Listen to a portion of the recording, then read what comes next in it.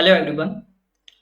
तो देखिए अभी जो लोग आपका ये एग्ज़ाम दे चुके हैं CHSL का, ठीक है? तो अभी उसके बाद अगला जो उनका पड़ाव है वो है स्किल टेस्ट, ठीक है? तो अगला जो उनको अप्रोच करना है वो स्किल टेस्ट अप्रोच करना है। अगर हम लोग नोटिफिकेशन के हिसाब से चलें तो जो इसके स्टेज 2 आपका स्किल टेस्ट होने वाला है वो जस्ट एक टाइपिंग टेस्ट होगा। टाइपिंग टेस्ट में कुछ लोगों को ये भी डाउट है कि sir MS word MS office इससे भी आएगा क्या। तो देखिए ऐसा तो उन्होंने यहाँ पर कुछ भी मेंशन नहीं कर रखा है, सिंपली मेंशन कर रखा है टाइपिंग टेस्ट। तो हमारा जो फोकस होना चाहिए वो किस पे होना चाहिए, टाइपिंग टेस्ट। तो हम टाइपिंग टेस्ट को ही प्रिफर करेंगे, ठीक है? कुछ पोस्ट हैं लाइक एग्रीकल्चर फील्ड असिस्टेंट, ठीक है, और डिसेक्शन हॉल अटेंडेंट, उन लोगों को ये स्किल टेस्ट देने की जरूरत नहीं है। हालांकि इसके अलावा जो भी आपके और किसी पोस्ट के लिए अगर आपने अप्लाई करा है तो आपको टाइपिंग टेस्ट देना पड़ेगा। अब टाइपिंग टेस्ट के कैसे मार्क्स जुड़ेंगे, इसको लेके कुछ भी नहीं बोला है। बस इतना हाँ क्लियर रखिए इस बात को कि ये जो टाइपिंग टेस्ट होगा सिर्फ और सिर्फ क्वालिफाइंग इन नेचर होगा, ठीक है? टाइपिंग टेस्ट आपका सिर्फ और सिर्फ क्वालिफाइंग इन नेचर होने वाला है। इसके अलावा इसके मार्क्स बिल्कुल भी नहीं जुड़ेंगे। वहां पर आपको एक मिनिमम उन्होंने क्राइटेरिया दे रखा है 35 वर्ड्स पर मिनट ऑन कंप्यूटर, जिसका मतलब होगा 10,500 की डिप्रेशन पर आवर, ठीक है? इसके बारे में अभी हम बात करेंगे, इसका मतलब क्या है की डिप्रेशन पर आवर। अभी आप इतना समझिए टाइपिंग टेस्ट जैसे क्वालिफाइंग टेस्ट होगा, इसके मार्क्स आपके कतई भी आपका जो फाइनल मेरिट बनेगी उसमें नहीं जुड़ेंगे। आपने जो रिटन एग्जाम दिया था GK plus English plus maths का, उसी का फाइनल स्कोर ऐड होने वाला है। इसके स्कोर से उसमें कुछ भी लेना देना नहीं है, जस्ट इसको आपको क्वालिफाई करना है, ठीक है? तो बस क्वालिफाई करने पे फोकस करिए और उसके अलावा और कुछ आपको ध्यान नहीं देना है। तो अभी दो चीजों की बात कर लेते हैं कि सर ये 35 वर्ड्स पर मिनट या 10,500 की डिप्रेशन पर आवर का मतलब क्या है। देखो वर्ड्स पर मिनट का आप मतलब सीधा निकाल सकते हो। जैसे आपने मान लो कोई भी सेंटेंस लिखा, ठीक है? आप कोई भी सेंटेंस लिखोगे तो पर मिनट आप कितने वर्ड्स उसमें लिख रहे हो, ठीक है? आप टाइप कर रहे हो तो किसी भी सेंटेंस में पर मिनट आप कितने वर्ड्स टाइप कर पा रहे हो वो कहलाता है 30 वर्ड्स पर मिनट। तो मिनिमम रिक्वायरमेंट कितनी है कि पर मिनट मिनिमम मिनिमम आप कितना लिखेंगे, 35 वर्ड्स लिखेंगे। लेकिन इस बात का ध्यान रखिएगा कि ये जो वर्ड्स होते हैं ना, इसमें इज, एम, आर, ठीक है, आई, इस तरह के जो वर्ड्स हैं, इस तरह के वर्ड्स को काउंट नहीं किया जाता है। जैसे आई ईट ये फ्रेज है, तो इसको आप कहो कि दो वर्ड है, नहीं सर, इसको हम कितना मानेंगे, एक सिंगल वर्ड मानेंगे, ठीक है? इसको एक सिंगल वर्ड मानेंगे ईट, क्योंकि ये जो आई है इसको वर्ड में काउंट नहीं किया जाएगा। तो वर्ड्स पर मिनट में कई बार क्या होता है, कुछ वेगनेस आ जाती है कि ऐसा तो नहीं वर्ड बहुत लंबा बना दे, ठीक है? पता चला राइनोसोरस, होनोलुलु, ठीक है, इस तरह के लंबे लंबे वर्ड्स वो लोग पूछ लें तो वो आपको दिक्कत देंगे। तो इस वजह से आपको ये कंफ्यूजन ना हो तो उन्होंने एक और डेफिनेशन लिख रखी है कि 35 वर्ड्स पर मिनट का मतलब होगा 10,500 की डिप्रेशन पर आवर, ठीक है? 10,500 की डिप्रेशन पर आवर। अब सर ये की डिप्रेशन पर आवर का मतलब क्या है? की डिप्रेशन पर आवर का मतलब ये है जो ये कीबोर्ड है, ठीक है, इसकी ये जो क्या है, ये ए है, ये एफ है, ये डी है, ये 4 है, ये 5, ये सब क्या कीज है। तो पर आवर आप कितनी कीज प्रेस कर रहे हो, ठीक है? पर आवर आप कितनी की प्रेस कर रहे हो, उस प्रेस को ही क्या बोल रहे हैं, डिप्रेशन। तो कई बार की डिप्रेशन वर्ड यूज कर लिया जाता है, कई बार की स्ट्रोक वर्ड यूज कर लिया जाता है, एक ही बात है, ठीक है? तो पर आवर आप कितनी की प्रेस कर रहे हो उसी को कहेंगे की डिप्रेशन पर आवर। तो यहां पर आपको कितना बोला है, 10,500 वर्ड्स बोला है, ठीक है? यहां पर कितना बोला है, 10,500 की बोली है पर आवर, इतना आपको करना आना चाहिए, ठीक है? इसमें ऐसा बिल्कुल नहीं है कि 35 वर्ड्स पर मिनट का मतलब अलग है, इसका मतलब अलग है। इसका मतलब यही है कि जो 35 वर्ड्स पर मिनट होंगे उसका मतलब ये उसके अकॉर्डिंगली आपको पर आवर कितनी की डिप्रेशन करनी होगी, 10,500 की डिप्रेशन, यानी इतनी कैपेबिलिटी आपकी होनी चाहिए। अब इसमें ये कहीं भी नहीं लिखा है कि एग्जाम 1 घंटे का होगा, ठीक है? जनरली एग्जाम आपका 10 मिनट्स का होता है या फिर आपका 15 मिनट्स का होता है, ठीक है? मान लो आपका 15 मिनट्स का अगर एग्जाम है, ठीक है, अगर 15 मिनट्स का एग्जाम है तो 15 मिनट में पर आवर में, यानी पर आवर मतलब 60 मिनट, 60 मिनट्स में आपको कितनी की डिप्रेशन करने हैं, 10,500, यानी आपको 15 मिनट्स में कितने करने होंगे? तो आप इसको डिवाइड बाई 4 कर दो तो आपको मिल जाएंगे। आप लोग अब ये रिटन क्वालिफाई कर रहे हो, मतलब इतनी मैथ्स आपको आती है कि हम इसको डिवाइड करके इजीली निकाल सकते हैं, ठीक है, कि हमारा कितना की डिफरेंशन बैठने वाला है। तो कितना बैठेगा, डिवाइड बाई 4 करो, 4 टू द 8 बचा 2 20 225, ठीक है, 25।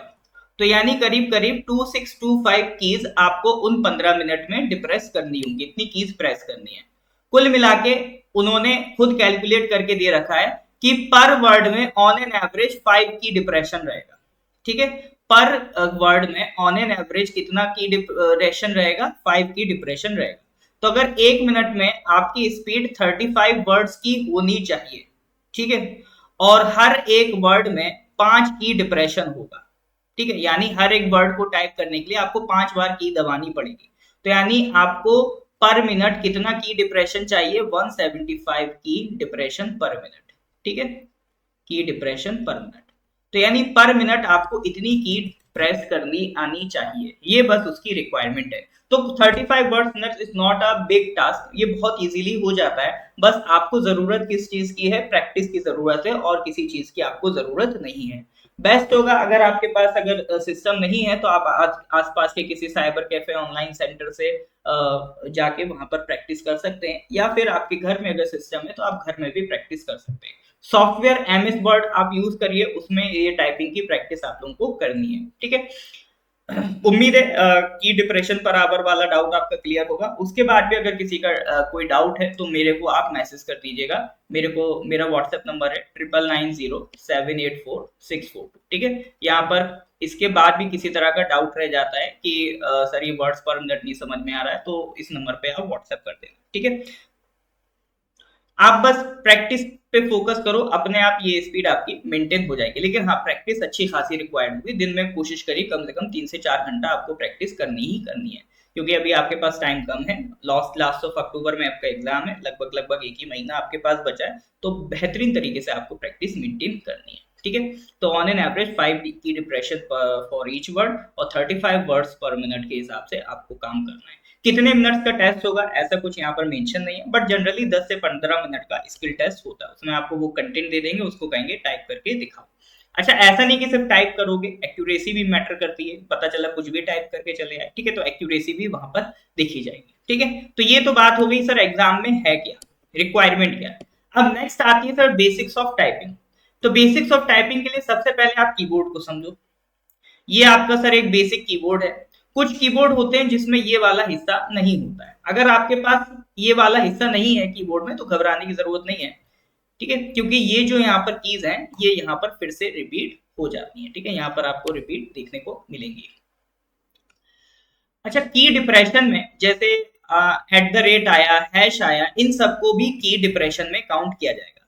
हालांकि जैसे शिफ्ट प्रेस करना हो, आपको कंट्रोल प्रेस करना हो, ऑल्ट प्रेस करना हो, टैब प्रेस करना हो, इनको हम की डिप्रेशन में काउंट नहीं करते।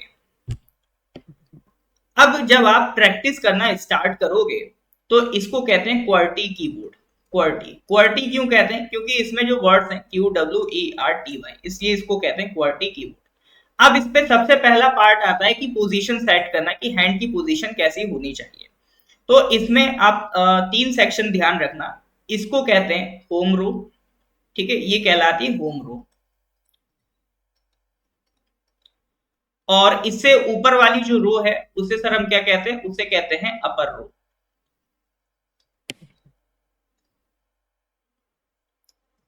एक मिनट बस। और इससे जो नीचे वाली रो है उसे कहते हैं लोअर रो, ठीक है, ये कहलाती है लोअर रो। तो 3 रो होती हैं, होम रो, अपर रो, लोअर रो। अब होम रो का मतलब क्या, होम रो का मतलब ये है कि बाय डिफॉल्ट जब आप टाइपिंग शुरू करते हैं तो आपका हाथ कहां पर होना चाहिए, आपकी जो फिंगर्स हैं इस होम रो में होनी चाहिए, ठीक है। फिंगर्स कितनी है हमारी, 10 है। अब ये नहीं कहेंगे सर नहीं सर वो 2 अंगूठे होते हैं, उन्हें भी हम फिंगर में काउंट करें, ठीक है। टोटल फिंगर्स कितनी है, 10। अब इस 10 में से आपको टाइपिंग के लिए कितनी फिंगर्स यूज करनी है, 9 फिंगर्स। एक क्या सर काट दें, नहीं काटना नहीं, उसे साइड में रखना, ठीक है। तो ये देखो आपको इस तरह से, जैसे ये आपका एक हाथ है, ये लेफ्ट हैंड हो गया, ये राइट हैंड हो गया, ठीक है। तो लेफ्ट हैंड का जो बिल्कुल साइड वाली फिंगर है, इसको ए पे रखना है, इस फिंगर को एस पे रखना है, इसको डी पे रखना है, इसको एफ पे रखना है। इसी तरह से ये वाली फिंगर, ठीक है। यहाँ पे देखो दो साइन है, यहाँ पर आप देखोगे तो दो साइन है। ये एक फिंगर जो राइट हैंड वाली यहाँ पर रखोगे, वो यहाँ पर दो साइन है। ऊपर वाला को कहते हैं, ये वाला साइन कहलाता है कॉलन का, और नीचे वाले को कहते हैं सेमी कॉलन, ठीक है। इसको क्या कहते हैं हम? Semi colon. तो बाय डिफॉल्ट अगर आप कीबोर्ड में प्रेस करोगे तो आपका क्या प्रेस होगा? नीचे वाला। नीचे क्या है? सेमी कॉलन प्रेस होगा, ठीक है। अगर आपको मतलब कॉलन प्रेस करना है तो हम पहले शिफ्ट दबाएंगे, और शिफ्ट को दबाए दबाए ये वाला की दबाएंगे, तब आपका कॉलन टाइप होगा, ठीक है। तो ये दो होने का मतलब यही होता है कि बाय डिफॉल्ट आपका ये टाइप होगा, लेकिन अगर शिफ्ट के साथ आप ये की दबाओगे तो ऊपर वाला टाइप होगा, ठीक है। सब में यही है, यही बेसिक फंडा है। इसमें भी शिफ्ट के साथ अगर दबाओगे तो ऊपर वाला, अदरवाइज ये वन टाइप होगा। अभी जो प्रैक्टिस करोगे आप सिर्फ नीचे वालों को लेकर प्रैक्टिस करोगे, शिफ्ट की अभी प्रैक्टिस नहीं करोगे, क्योंकि बिल्कुल बेसिक से अगर आप बिल्कुल कुछ नहीं आता है तो वन बाय वन चीजों को प्रैक्टिस करना शुरू करेंगे, ठीक है। तो इस तरह से आपको अपने हैंड को सेट कर लेना। ये वाला हाथ का जो ए एच डी एफ चार उंगलियां सेट हो गई। ये वाली जो उंगली है इसको यूज नहीं, इस सॉरी ये जो फिंगर है, ये जो थंब है, इसको यूज नहीं करना है, ठीक है। इसके अलावा ये वाला इधर ये आपका बैठ जाएगा कॉलन पे, ये एल पे, ये के पे, और ये जी जे पे, ठीक है। ये बैठ जाएगा जे पे। साथ ही साथ ये वाला जो अंगूठा है ये बैठ जाएगा आपका स्पेस बार। ये वाला जो की होता है कीबोर्ड में, ये वाला की, ये किस लिए होता है सर? स्पेस देने के लिए होता है, ठीक है। इसको कहते हैं स्पेस बार। आपने कुछ लिखा, स्पेस चाहिए, तो उस स्पेस को देने के लिए हम लोग ये स्पेस बार का यूज करते हैं। तो इस स्पेस बार को किससे प्रेस करेंगे? ये राइट हैंड के थंब से। राइट हैंड के थंब से आप स्पेस बार को प्रेस करोगे। नेक्स्ट थिंग इज, अब सर ये जी और एच को कैसे प्रेस करेंगे? तो देखो जी किसके क्लोज है? लेफ्ट हैंड के क्लोज है ना। तो जब आपको जी प्रेस करना होगा तो आप उंगली जस्ट अपनी एफ से उठा के किस पे रख दोगे? सॉरी ये क्या है? ई है ना, इससे उठा के किस पे रख दोगे? जी पे रख दोगे। इसी तरह से अगर आपको एच प्रेस करना होगा तो ये वाली उंगली उठा के आप किस पे रख दोगे? एच प्रेस कर दोगे। तो अब कुल मिला के हमें ये तो समझ में आ रहा है कि सर हाँ, ये वर्ड्स एक बार में अगर हमारा हाथ यहाँ पर सेट हो जाए, तो सबसे पहले आपको अपना होम रो में हाथ को सेट करना है, ठीक है। सबसे पहला काम क्या है? होम रो में अपने फिंगर्स को सेट करना है। तो उसके लिए आपका जो पहला टास्क रहेगा, उस पहले टास्क में आप क्या करोगे? यही की कीज की टाइपिंग प्रैक्टिस करोगे। तो मैं आपका होमवर्क लिखने जा रहा हूं, ठीक है। ये आपको खुद टाइप करना है। मैं यहाँ पर मेंशन कर देता हूं, एक मिनट।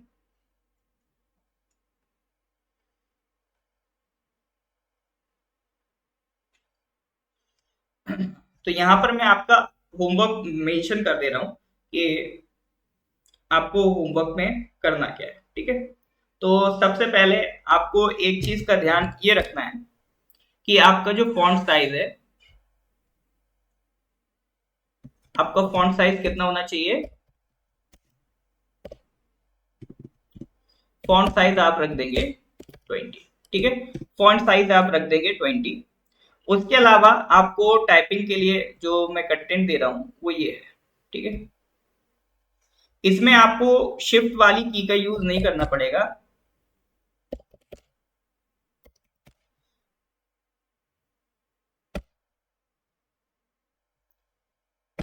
ये जो है ये आपका इन्वर्टेड कॉमा है, ठीक है। ये आपका इन्वर्टेड कॉमा ये वाला है, ठीक है। ये वाली जो की है ये इन्वर्टेड कॉमा वाली की है। इसमें क्या होता है? नीचे वाला सिंगल इन्वर्टेड कॉमा, तो बाय डिफॉल्ट क्या प्रेस होगा? Single inverted comma. अब इसको कैसे प्रेस करोगे? अब देखो आपकी उंगली कहां पर है? ये वाली उंगली यहां पर है। तो जब भी ये वाला इन्वर्टेड कॉमा प्रेस करना है तो ये उंगली चटाक से उठा के यहां रख दोगे, ठीक है। ये प्रेस हो जाएगा।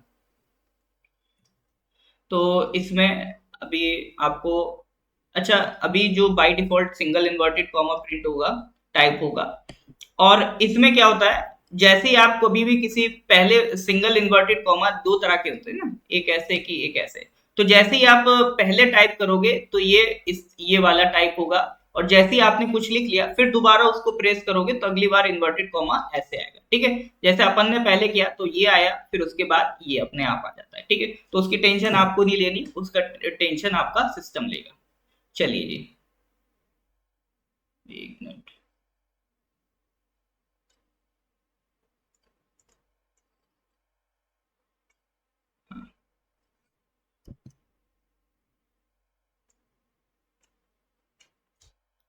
तो इसके अलावा अच्छा ये वाला जो मैंने वर्ड्स लिखा है इसका आप प्रैक्टिस कर लो 20 लाइन्स, ठीक है, इसको कर लो 20 लाइन्स की प्रैक्टिस। फिर उसके बाद ये ए एस, अभी जरूरी नहीं है मीनिंगफुल सेंटेंस बनाओ, अभी बस ये है जो आपको दिया है वो आपको टाइप करना आना चाहिए, ठीक है। ये आपको दोनों जो वर्ड्स हैं, ठीक है, ये वाला वर्ड, ठीक है, ये वाला वर्ड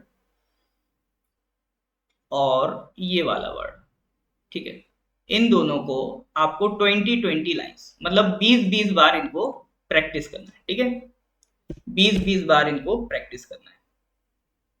ये मैं कंफ्यूज ना हो जाऊं, मैं लिख देता हूँ 20 टाइम्स, ठीक है।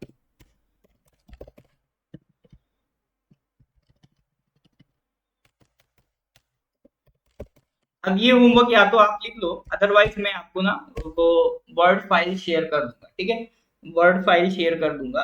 तो आप क्या कहते हैं उस वर्ड फाइल से भी ये असाइनमेंट अपना कर सकते हो, ठीक है, वर्ड फाइल से भी आप अपना असाइनमेंट ये वाला कर सकते हो, जो मैं वर्ड फाइल आपको ग्रुप पे शेयर करूंगा, ठीक है। फिर एक पैरा दे रहा हूँ,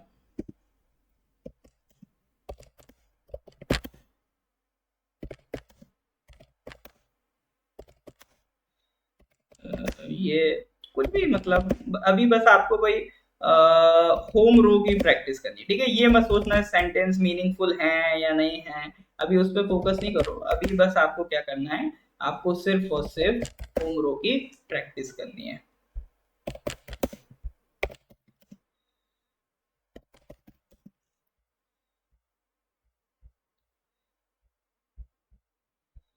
कुछ भी जाला काला कुछ भी लिख दो, है ना, हलाल आला आला फ्लैग्स, ठीक है, ये मीनिंगफुल डैश शैल हाफ, ठीक है। तो ये जो आपका बना ना, इसको क्या मानोगे आप, कंसीडर द अबव, अब इसको मत टाइप कर देना, ठीक है, as a whole graph and type at least 30, ठीक है। तो इसको एटलीस्ट ये जो आपका पैराग्राफ है, ठीक है, इसको एटलीस्ट 30 टाइम्स आप प्रैक्टिस करिए, ठीक है। तो अभी पहले आप होम रो पे होम रो को अच्छे से प्रैक्टिस कर लीजिए, होम रो को कैसे यूज करना है। तो जो नेक्स्ट आपको टारगेट दूंगा मैं, फिर आगे के आपको टारगेट दूंगा कि और चीज को कैसे प्रैक्टिस करें, but for the time being आप सिर्फ और सिर्फ अभी किस पे फोकस करो, होम रो पे प्रैक्टिस करो, ठीक है। ये जो वर्ड दिए बहुत ज्यादा नहीं है, और ऐसा नहीं कि मतलब बस जैसे तैसे टाइप कर दिए देख देख के, ये प्रॉपर जो प्रोसीजर बताया है ना, ये वाला जो प्रोसीजर, इस प्रोसीजर के तहत ही आपको प्रैक्टिस करनी है, ठीक है।